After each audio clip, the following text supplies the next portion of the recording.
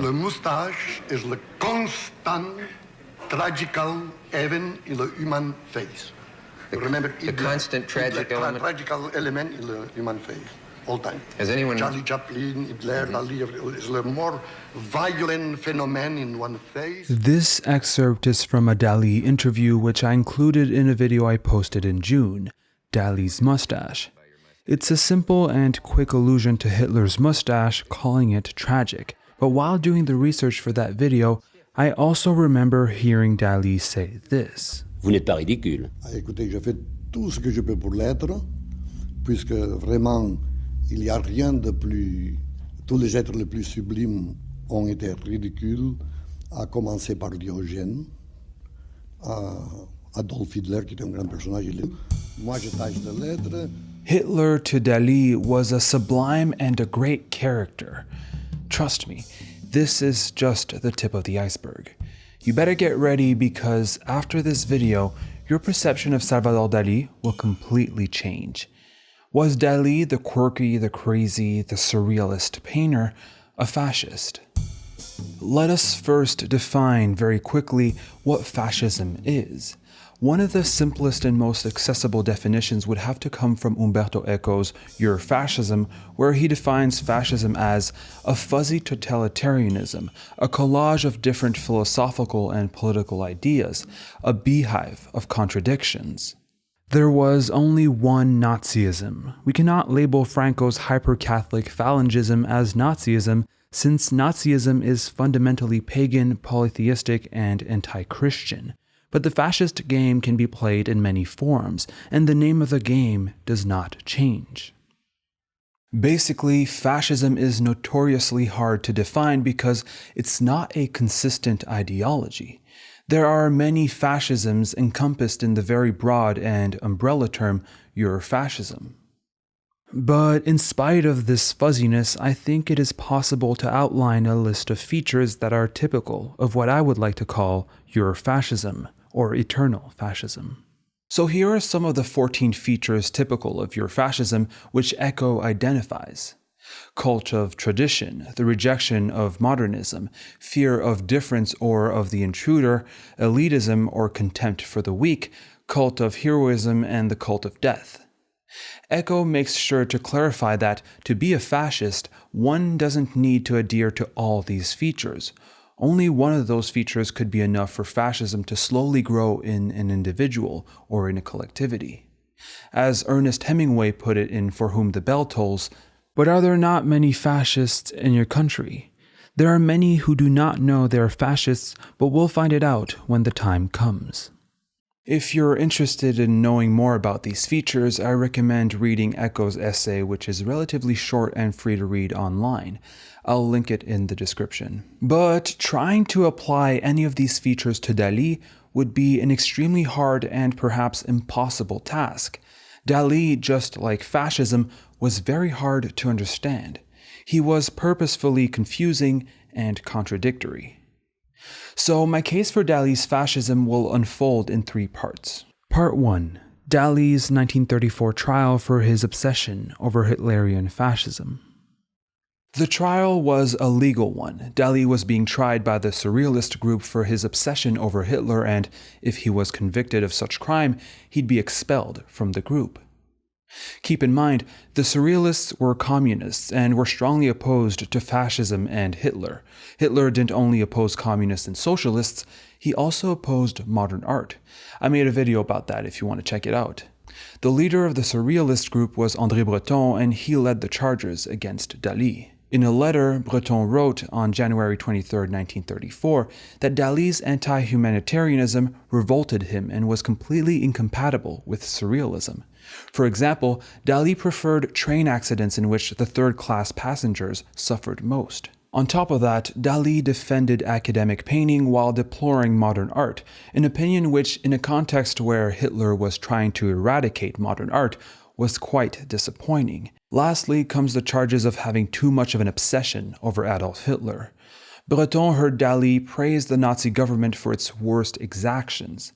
At the end of this letter, Breton asked Dali to write a letter to be published in a Surrealist review in which he would completely disavow fascism. Dali's answer wasn't very satisfactory. For his anti-humanitarianism, he blamed a sexual perversion. For his lamentation of modern art, Dali said he was thinking of all modern art except Surrealism and Cubism. Finally, as for the accusation of being too interested in Hitler, Dali said that he was Hitlerian neither in fact nor intention, explaining that his own paintings wouldn't be accepted in Nazi Germany. Even if this, for now, clears Dali's position on fascism, he still refused to disavow fascism and asked Breton to trust him. A little over a week later, the Surrealists boycotted the Salon des Indépendants, but Dali still decided to expose the enigma of William Tell, a caricature of Vladimir Lenin. That incident was the straw that broke the camel's back. Dali was accused of several counter-revolutionary acts tending the glorification of Hitlerian fascism. The trial was held on February 5th, and Dali, while being afflicted by a cold, managed to defend himself and stay in the Surrealist group. The very next day, fascists sparked a riot in Paris, resulting in the death of 12 people. Though these two events are unrelated, it goes to show how dangerous it was to promote fascism at that time. Breton wasn't the only person worried about Dali's obsession over Hitler. Paul Éluard, a prominent poet, wrote that this obsession worried him and that it's absolutely necessary for Dali to find another subject of delirium. Later in 1934, Breton and Dali reconciled, and Dali even wrote to Breton saying that he's making efforts to disavow Hitler. On April 11th, Dali held a lecture in Barcelona where he tried to convince the audience that he wasn't a fascist. While Dali said he was successful, the newspaper La Publicitat wrote, Dali only just fell short of declaring himself a Nazi. So far, I've showed you the accusations of Dali's fascination for Hitler and Nazism, but I haven't really given you examples of it. First, and this is more of an interesting piece of trivia, even the FBI had suspicions that Dali was a Nazi. In 1942, they arrested and searched his car under the suspicion of him being a Nazi spy. Second, we can look at two of Dali's paintings about the subject. The first being the Enigma of Hitler, in which you can see a small portrait of Hitler in a giant plate amidst a barren and colorless landscape. What does this mean? Is this supporting or denouncing Hitler? Is it just an apolitical painting, as Dali would often say? In any case, in 1939, the Surrealists absolutely despised it and didn't think it was a good idea to paint Hitler in their political climate. The second painting is The Weaning of Furniture Nutrition. In it, you see a cabinet which we assume was taken from a nurse's back. This woman is Dali's childhood nurse, Lucia. To wean means to accustom someone to managing without something on which they have become dependent or of which they have become excessively fond. Dali has to learn to live without Lucia the same way she taught him to live without his mother. Again, the interpretation of this painting can prove to be difficult, but where's the link with Hitler and Nazism? Well, this is where this painting gets interesting. Do you see the nurse's armband? Pretty inoffensive, right? Well, it used to be a Nazi armband until the Surrealists made Dali paint over it. Alright, well, those two paintings and their iconography are open to interpretation. Can we really accuse Dali of being a fascist for those paintings? Well, Dali was also quoted saying some very contentious and questionable things about Hitler. I often dreamed of Hitler as a woman. His flesh, which I had imagined whiter than white, ravished me. There was no reason for me to stop telling one and all that, to me, Hitler embodied the perfect image of the great masochist who would unleash a world war solely for the pleasure of losing and burying himself beneath the rubble of an empire, the gratuitous action par excellence that should indeed have warranted the admiration of the Surrealists. Well, let's leave Hitler for now and look at perhaps another indicator of Dali's fascism, the Spanish Civil War. To put you in context, the Spanish Democratic Republic drafted a new constitution in 1932, applying modern ideas such as freedom of speech and assembly, the separation of church and state, the secularization of education, and land redistribution. Though these ideas sound moderate to us, they were radical to the church, to nationalists, and to fascists. In 1936, the tension turned into a civil war in which were opposed the Democratic Republic, anarchists and communists, and nationalists and fascists led by Francisco Franco. This civil war opposing democracy and fascism was a prelude to what was to come in World War II. However, the democratic forces of Spain were alone, with a little bit of help from the USSR, while Franco's nationalists had the help of Hitler and Mussolini. In the art world, the best illustration of this war was made by Picasso through his mural Guernica. One of my first ever videos was made on that painting. Anyhow, Picasso made this mural to denounce the violent bombing of the city of Guernica by the fascist forces.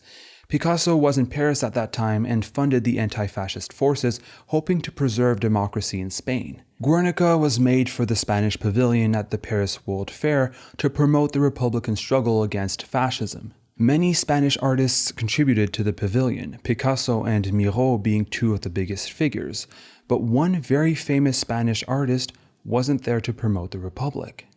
To understand Dali's involvement in the Spanish Civil War, we can compare him to Picasso. The relationship between the two artists, especially after the Civil War, was a one-way street. Dali admired Picasso and Picasso ignored Dali. Dali continuously provoked him. Picasso wouldn't reply. Speaking of his painting Autumn Cannibalism, Dali said, "These Iberian beings devouring each other in the autumn express the pathos of civil war considered, by me, as a phenomenon of natural history, as distinct from Picasso, who considered it a political one." So let's compare two paintings denouncing the Civil War, Guernica by Picasso and Autumn Cannibalism by Dali. Guernica is an active painting insofar as it takes a position. Its message is saying, here are fascists attacking the Spanish Republic. This is extremely wrong, dangerous, and we need to fight it. Picasso sees a terrifying situation, identifies the problematic element of this situation, expresses it, and calls for battle. Dali, on the other hand, is depicting the Civil War passively. He's not taking sides through this painting. He's just saying that both sides are hurting each other and that the Civil War is bad for Spain. The reason why I'm saying that this depiction is passive is because Dali sees a terrifying situation but is unable to identify its problematic element.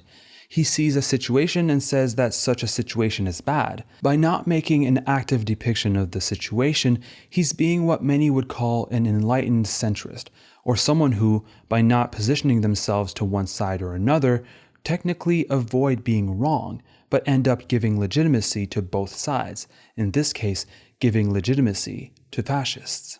Dali's refusal to take sides during the Civil War is extremely problematic. Even George Orwell, who fought during the Spanish Civil War alongside communists and anarchists, despised Dali and wrote, "During the Spanish Civil War, he astutely avoids taking sides and makes a trip to Italy. He feels himself more and more drawn towards the aristocracy, frequents smart salons, finds himself wealthy patrons, and is photographed with the plump Vicomte de Noailles, who he describes as his mecenas." When Dali's friend and poet Federico Garcia Lorca was assassinated by Spanish fascists, he became a martyr for the Republican forces. He became a reason to combat fascism. Dali was appalled by this. His death was exploited for propaganda purposes. This was ignoble, for they knew as well as I that Lorca was by essence the most apolitical person on earth. The truth is, Lorca, before dying, supported the Republican side of the conflict, signed left-wing manifestos, and publicly condemned fascism. Perhaps Dali is attributing to his friend what he himself believed. But the danger of being apolitical during such a conflict is that you can accept or you can be indifferent to whatever political outcome the conflict has. This is exactly what happened with Dali when Spain was won over by the fascist dictator Francisco Franco. Franco would rule from 1939 to 1975, with Dali's support. This shouldn't come to a surprise, considering Dali publicly said in 1975, "As for me, I am against freedom. I am for the Blessed Inquisition. Freedom is shit, and that's why all these countries founder, from an excess of liberty." In 1939, the year the Civil War ended, Dali wrote a letter to his friend Louis Buñuel saying, "Spain is serious, destined for world hegemony. A surrealist, arriba España." Spain being destined for world hegemony was an important idea in Phalangism, the Spanish fascist ideology that took over Spain in 1939, and arriba España was its slogan. He was in admiration of a Falangist group he met in Madrid, calling them one of the most intelligent, inspired, and original of the age. This was the coup de grâce for Dali's involvement in the Surrealist movement. To Breton, the case for Dali's fascism was becoming stronger and stronger. Breton would finally write, in February 1939, Dali said, and I have this from Dali himself, and I've taken the trouble to make sure that no humor was involved, that all the present trouble in the world is racial in origin, and that the best solution, agreed on by all the white races, is to reduce all the dark races to slavery. Dali's racism and xenophobia also resurfaced in the 60s. The businessmen Peter Moore and Reynolds Morse, both close to Dali, saw that Dali wasn't very popular with Jewish art dealers. Moore said he was surprised at how anti-Semitic Dali and his wife Gala were, while Morse accused Jewish dealers of discriminating Dali for being Catholic.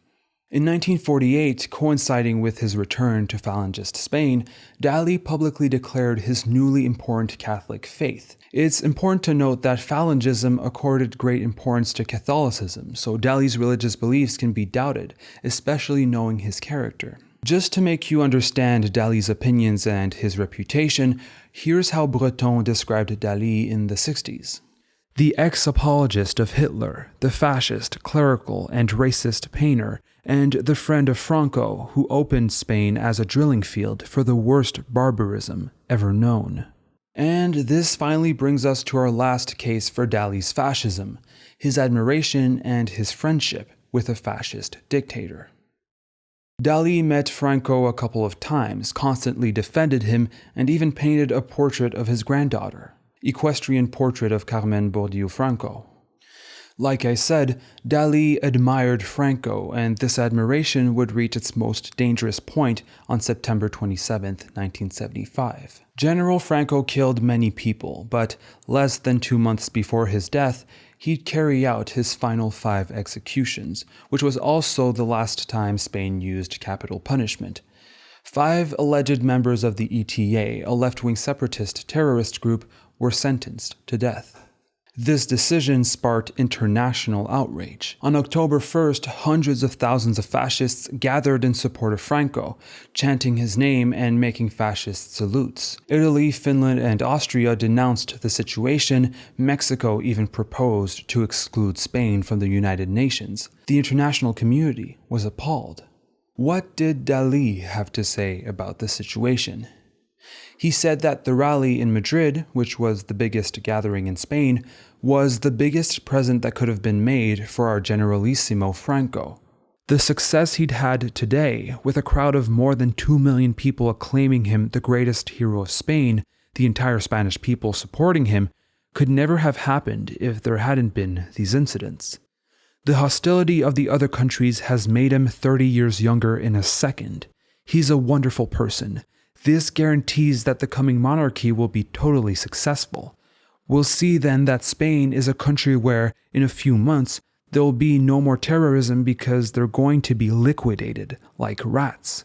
3 times more executions are needed, but there have been enough for the moment. Finally, just to make my case for Dali's fascism stronger, I interviewed Professor Vicente Navarro, who teaches at Johns Hopkins University. Mr. Navarro has been an advisor for countless governments, for the United Nations, and even for the President of the European Parliament. But Navarro was also an anti-fascist activist in Franco's Spain. After qualifying Spain under Franco as the nastiest dictatorship ever in Western Europe, he told me how he knew about Dali. So, and I was a member of the anti-fascist underground, and in that way I knew who was Dali. And I knew him not so much as a painter, but as a very active ideologue supporting the Franco regime. So that is how I knew Dali, because everyone knew Dali was a strong supporter of the fascist regime and very active and of course appearing in the media every other day. And that some of us also knew of Dali in terms of the as a painter, and that and a person with a great renown in the artistic community worldwide. But that is not why I know him. I think that I knew of him because he was a major theoretician in favor of the fascist regime. But the fact that he was so well known as defending one of the most hated dictators that Spain has known, and in Cadaqués, which is Catalonia, which Catalonia was also very much suppressed. So, and he was in Cadaqués. So people in the village hated him. As a matter of fact, when the regime ended and democracy was established, he was so afraid that he left Spain because he thought that people might lynch him. So in that respect, he was clearly unpopular among the popular classes in that part of Spain. Navarro knew about Dali for being a defender of the fascist regime, and because of this reputation Dali made for himself in Spain, he was despised by a large part of the population. But why don't we know about that? Why has Dali's fascism been buried? Dali is one of the most important figures in Western art history. Why don't we know about his fascistic tendencies? We have to realize that the transition from dictatorship to democracy was not a break, was not a rupture with the dictatorship. So in that respect was an opening of the state apparatus, but the state apparatus continued to be very dominated by the same forces who have sustained the dictatorship. So in that respect, the Spanish democracy was always very limited democracy, because the conservative parties, many of them rooted in the fascist regime, still hold a lot of power. So in that respect, the right-wing forces continue to have an enormous influence in the Spanish state. And that in that respect, the climate became more favorable to even less critical of the fascist regime, to a point that, for example, demands by the population of taking to court many people who have collaborated with the fascist regime were not possible. So it is in that culture where, until very recently, fascism, fascist sculptures, fascists could not be taken away. And there was a very right-wing culture being promoted from the central government. That is where, in that climate, they didn't want to raise the connections of Dali with the regime. Finally, I will let Mr. Navarro's closing words to the interview be the conclusion of this video. It was truly inspirational. Painting and art is not a neutral thing, and you know very well. So in that respect, I think that this assumedly apolitical art is profoundly political, and that's very clear in United States. So in that respect, I accepted to speak about Dali because, to me, he's representative of the type that will be promoted in certain circles on which the apolitical nature of art is promoted. But this apolitical nature of the art is critical, and I hope the new generations become aware that fascism continues to be a threat. Let me finish with a personal note. I live under fascism, and the only good thing that derived from that experience is that I know how to recognize a fascist when I see one. And I tell you, we have fascism that are governing the federal government of the United States, and that is not an easy statement. So that is why, in that respect, fascism is a possibility. Of course, they will not come out with blue shirts and raising their hand and all this paraphernalia. But the way how they think about it, that is very, very important. So the young better get ready, because fascism is a possibility on both sides of the North Atlantic, not only the United States. So that is why, and art plays a key role in terms of that. Thank you for watching, thank you to my patrons for supporting the channel, and thank you, Mr. Navarro, for your tremendous help. He gave me his time and recommended me this book, The Shameful Life of Salvador Dali by Ian Gibson, which is the biography I used for this video.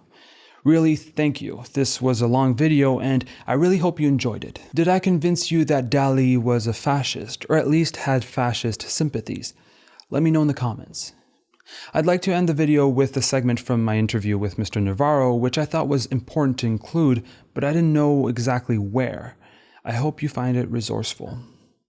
In United States, when I came back in United States, I was invited to come to Hopkins. I left Spain in 1962, and then I was in Sweden, in Great Britain, and being in Great Britain, I was invited to come to Hopkins. And I came to United States, I wanted to say hello to the people from the United States who joined the anti-fascists in the war, in the Spanish Civil War. There was the International Brigades, the Lincoln Brigade. And to my surprise, they were ostracized in the United States. Many of them were members of the Communist Party. And it was very difficult for me to find, because when I grew up in my family, my parents always asked, if you in your life ever meet anyone from the International Brigades, the Lincoln Brigades, you should offer the house to these comrades. They fought for us. So I thought that they were clearly freedom fighters and that the United States would be proud of that situation. And I realized they were forbidden in their own country. And finally, I found one who was a middleman, and I invited him to go out for supper. He told me the history of people who have fought for the Spanish democracy. They have been ostracized in their own country. That led me to study what in the hell the United States was doing in the Spanish Civil War. And he didn't play a very noble role, actually. So in that respect, the federal government of the United States did not help the freedom fighters in Spain. And that is not so uncommon.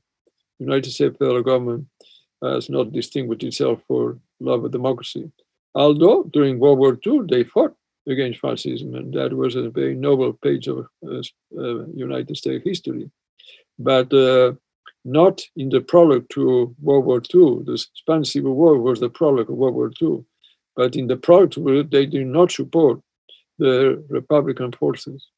And that was a discovery that really pained me. So I hope that through this message, the young United States realizes there are some pages in United States history related to Spain. They are not very noble ones.